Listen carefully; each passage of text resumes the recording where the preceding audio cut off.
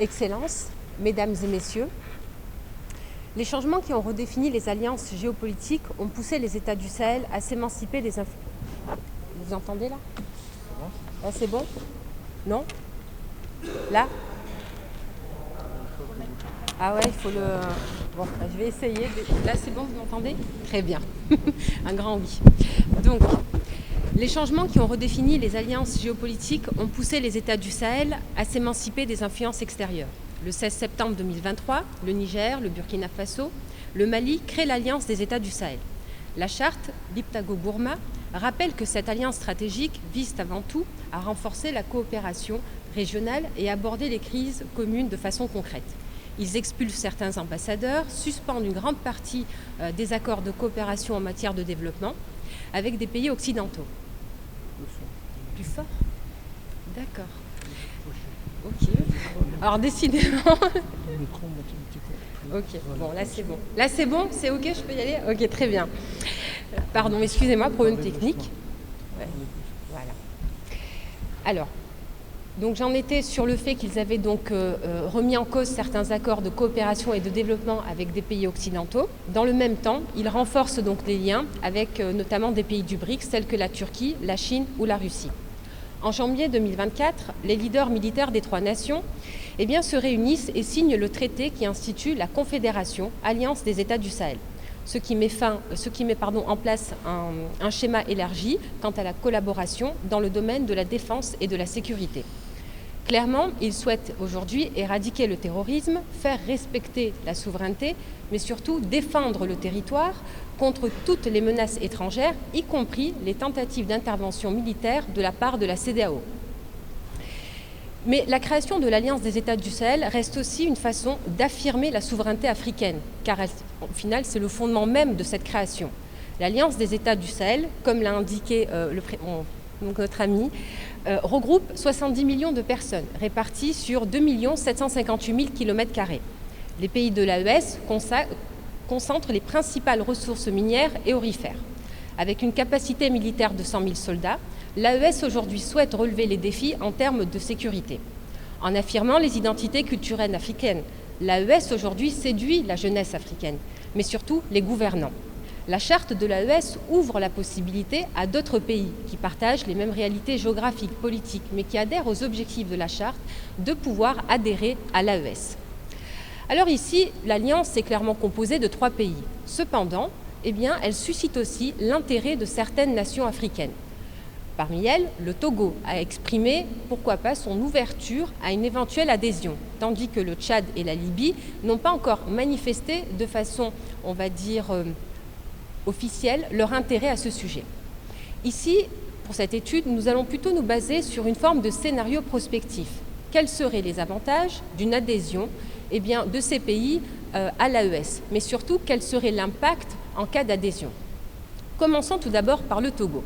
Alors cela ne vous aura pas échappé puisque le ministre des Affaires étrangères, Robert Dussey, a, lors notamment de dernières déclarations, considéré qu'il était possible de pouvoir adhérer à l'AES. En effet, une majorité probable du peuple togolais serait bien évidemment d'accord pour y adhérer. Dans le même temps, le Togo est aussi considéré comme étant un médiateur dans la région, car il s'est opposé aux sanctions, notamment de la CEDEAO, à l'égard des membres de l'AES. Alors, quels seraient les avantages? Prenons tout d'abord l'aspect sécuritaire. Dans le domaine de la sécurité, le Togo, aujourd'hui, subit une menace djihadiste assez importante. N'oublions pas, le 20 juillet 2024, 100 terroristes avaient tenté d'attaquer un poste au Togo. Par ailleurs, il pourrait aussi renforcer son armée et aussi bénéficier de l'expertise, notamment des membres de l'AES, en matière de lutte contre le terrorisme. N'oublions pas aussi une chose, c'est que le Togo a été l'un des premiers pays à avoir proposé des stratégies ciblées sur la participation collective et surtout l'intervention. Cette coopération régionale permettra ici aux États d'apporter une réponse collective face à l'insécurité. N'oublions pas aussi que le Togo a participé aussi aux exercices militaires de façon conjointe avec les membres de l'AES au Tchad. Au final, une coopération militaire reste aussi un enjeu face aux défaillances de la CEDEAO. En matière économique, aujourd'hui, le Togo pourrait aussi bénéficier d'une répercussion économique dans le cas d'une adhésion au sein de l'AES. Le Togo est un pays qui pourrait aussi offrir un accès stratégique au port, notamment le port de Lomé, sachant que ces pays sont enclavés. Les échanges commerciaux existent, on est bien d'accord. Alors l'adhésion permettrait aussi la reprise de projets d'infrastructures tels que le projet notamment d'autoroute qui irait donc de Bamako à Niamey.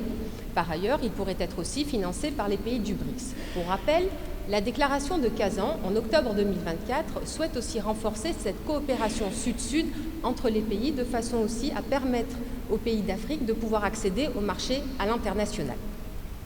Par ailleurs, on pourrait aussi envisager que le Togo devienne un hub logistique et pourquoi pas créer une zone franche dans laquelle on pourrait renforcer la libre circulation des biens, des personnes et des marchandises. Autre avantage que pourrait représenter l'adhésion du Togo à l'AES, c'est aussi sa diplomatie. Le fait de pouvoir intégrer le Togo au sein de l'AES permettrait au gouvernement togolais d'affirmer une sorte de souveraineté africaine, surtout en n'étant plus ou pas sous influence étrangère. Alors bien évidemment, on répondrait aussi, selon certaines analyses, à une forme notamment donc, de réponse à ce panafricanisme selon lequel la jeunesse africaine souhaiterait avoir des gouvernants loin de toute influence dite post-néocolonialiste, bien évidemment selon certains analystes. Alors aujourd'hui, prenons le cas, quel serait le risque ? Alors le Togo aujourd'hui ne va pas s'engager sans avoir fait approuver cette décision à l'Assemblée. Ça, c'est un premier point. Par ailleurs, il devra aussi mesurer l'impact de cette adhésion avec les pays voisins et les pays européens. On pourrait envisager un isolement diplomatique ou voire même des sanctions économiques. Sauf que le Togo aujourd'hui est engagé dans plusieurs projets. On a les projets donc, qui sont appuyés par l'AFD, on a les projets appuyés par l'Union européenne, le PERECUT, le projet COSO ou le projet RESPIT, qui concerne justement notamment donc, la mise en place du secteur de l'énergie, le secteur solaire. Par ailleurs, toute adhésion au sein de l'AES impliquerait aussi pour le Togo que celui-ci augmente les dépenses budgétaires, donc de réévaluer à la hausse, puisqu'il faut aussi pourvoir aux dépenses militaires d'une possible, armée entre membres de l'AES. Alors le gouvernement togolais, clairement, devra déployer toute sa diplomatie pour convaincre les pays aujourd'hui de la CEDEAO et les pays européens. De l'autre côté, les pays occidentaux et les pays de la CEDEAO pourraient voir l'adhésion du Togo comme étant une opportunité en raison de sa diplomatie active, mais surtout de son rôle en tant que garant de la stabilité régionale. Maintenant, passons à la Libye. Alors, vous savez que la Libye, depuis la chute du colonel Mouammar Kadhafi en 2012, est un pays qui est fractionné politiquement, territorialement, administrativement.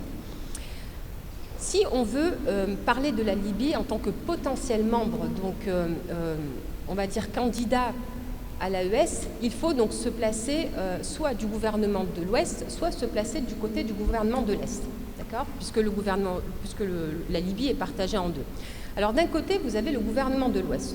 Le gouvernement de l'Ouest est dirigé par Abdelhamid Dbeibah. C'est un gouvernement qui est soutenu par la communauté internationale et qui a été mis en place en décembre 2020 lors du comité 5-5. Alors ce gouvernement est soutenu officiellement aussi par le Qatar et la Turquie. Alors ce gouvernement a plutôt adopté une politique multilatéraliste envers les pays européens et envers les pays du Maghreb, laissant les pays notamment du Sahel au second plan. Par ailleurs, ce gouvernement reste aussi décrédibilisé, notamment concernant sa lutte contre le trafic de migrants, la traite inhumaine et l'esclavage. Aujourd'hui, la Libye est devenue une plateforme en fait, de traite inhumaine, due au fait aussi de la présence des milices dans la Tripolitaine. Au-delà de cela, ce gouvernement joue aussi sur l'instrumentalisation quant à la gestion des migrants, qui est utilisée aussi comme une forme de levier de pression à l'égard de l'Union européenne. À noter l'absence de visite officielle, le manque de collaboration des autorités dans la lutte contre le trafic de stupéfiants, ainsi que d'armes.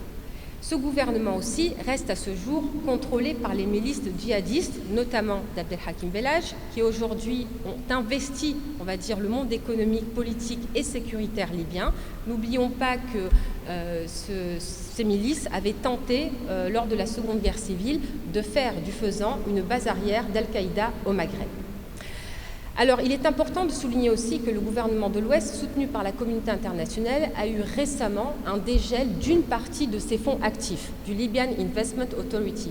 Aujourd'hui, s'engager dans la voie d'une reconnaissance de l'AES serait aussi un risque de perdre ce soutien de la part de la communauté internationale.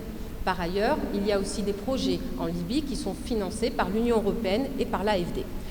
Donc, parler aujourd'hui d'un accord avec le gouvernement de l'Ouest et l'AES reste clairement hypothétique à ce jour, voire même impossible. Maintenant, plaçons-nous du côté du gouvernement de l'Est. Le gouvernement de l'Est est totalement différent. Celui-ci est un gouvernement autoproclamé, il est dirigé par le maréchal Khalifa Haftar. Alors Khalifa Haftar s'est autoproclamé puisque grâce à l'appui de la Russie, à l'appui de l'Égypte, l'Arabie Saoudite, les Émirats Arabes Unis, il a conquis la Cyrénaïque et les 3/4 notamment du Fezzan. Quels seraient les avantages d'une possible adhésion? Tout d'abord, une coopération sécuritaire transfrontalière et la lutte contre le terrorisme.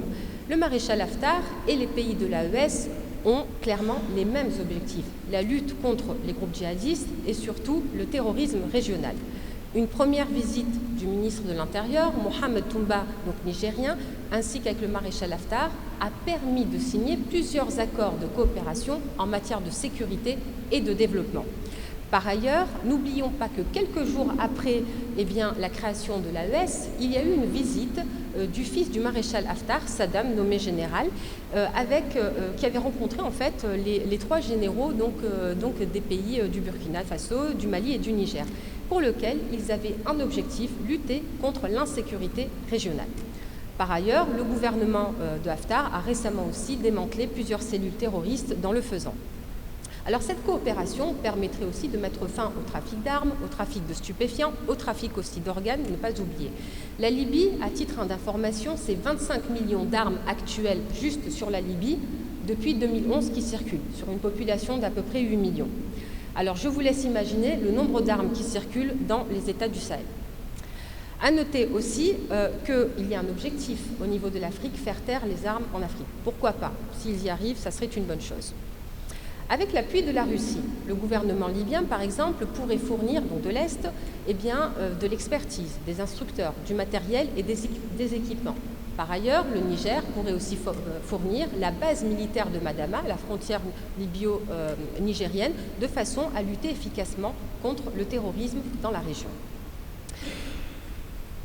Maintenant, abordons la coopération économique, assez intéressante puisque le général Tchiani au Niger et le maréchal Haftar travaillent actuellement sur un projet stratégique qui concerne la fourniture au Niger de carburant, de produits dérivés, des produits de première nécessité, avec lequel vous aurez aussi des investissements en matière agricole. La reprise des projets économiques, les investissements notamment d'infrastructures dans les aéroports et les zones franches permettraient de relancer l'économie dans ces régions.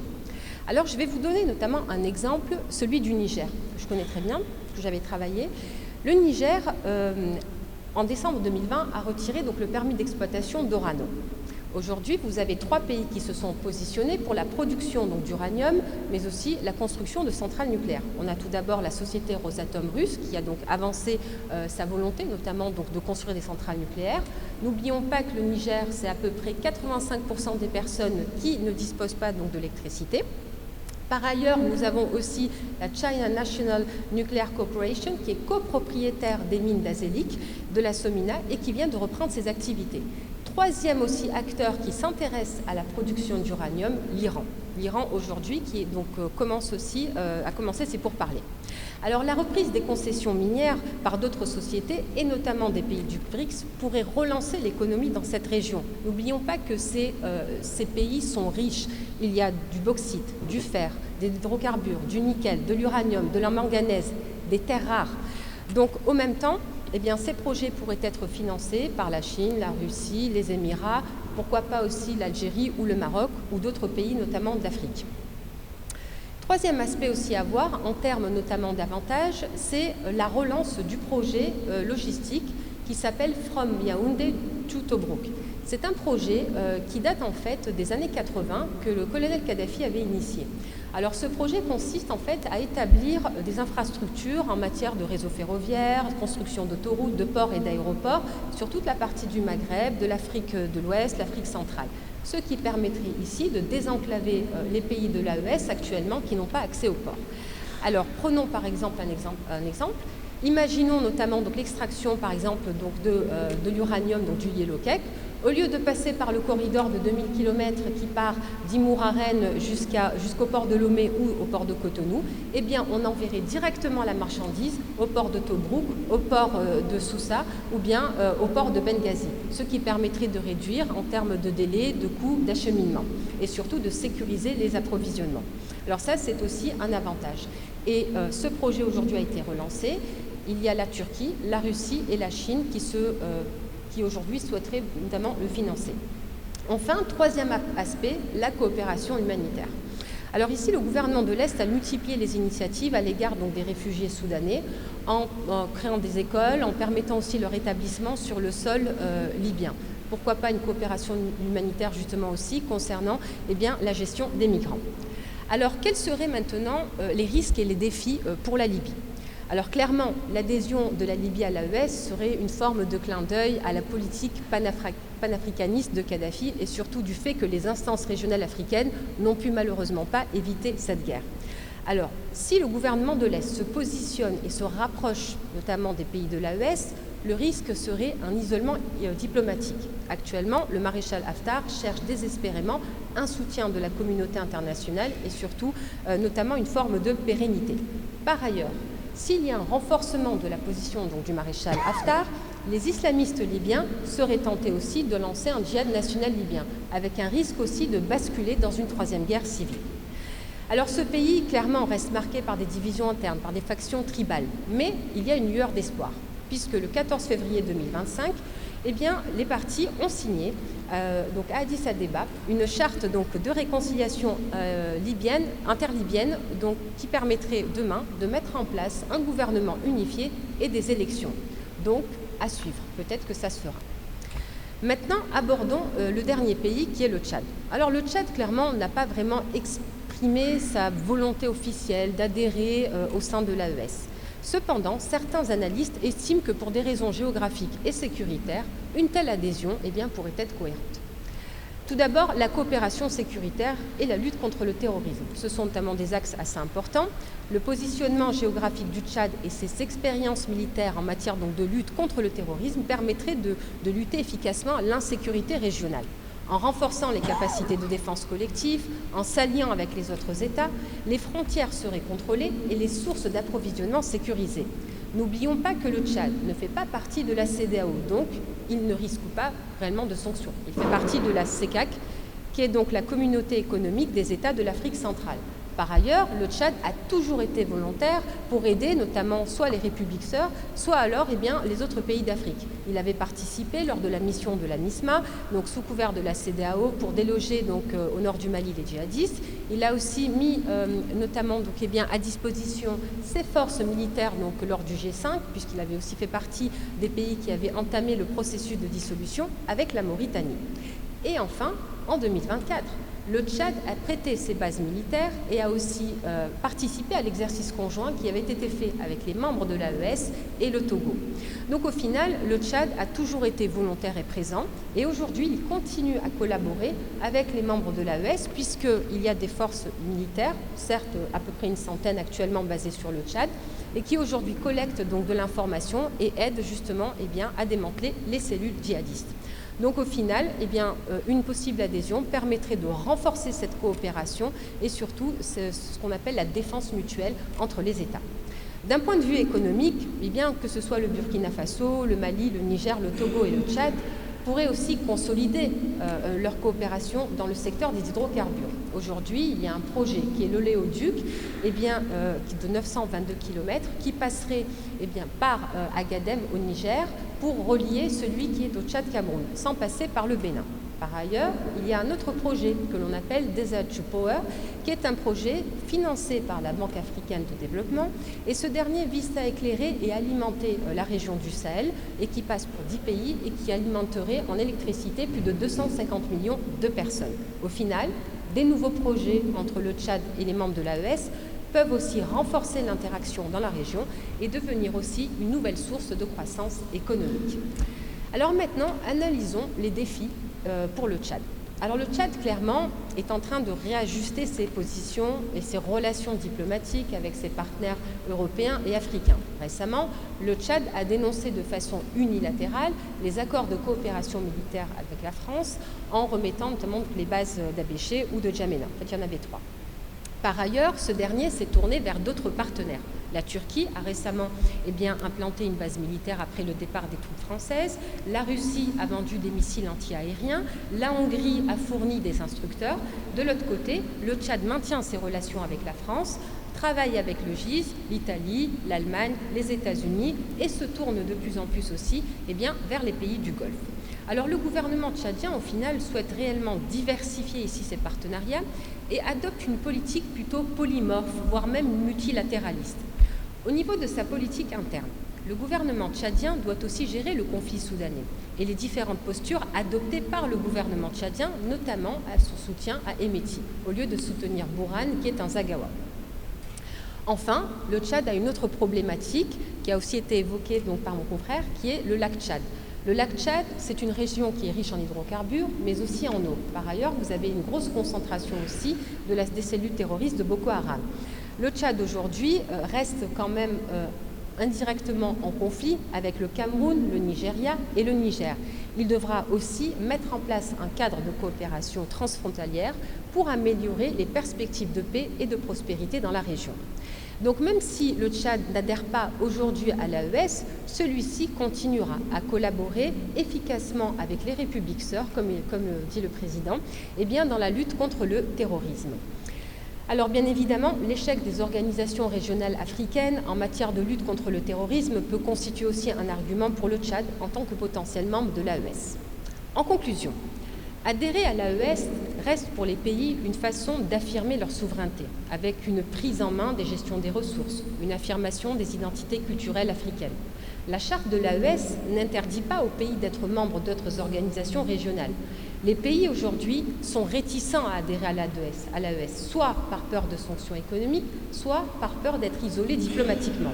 Mais malgré les menaces, les pays manifestent un intérêt pour l'AES, alors que d'autres pays préfèrent consolider leurs relations diplomatiques.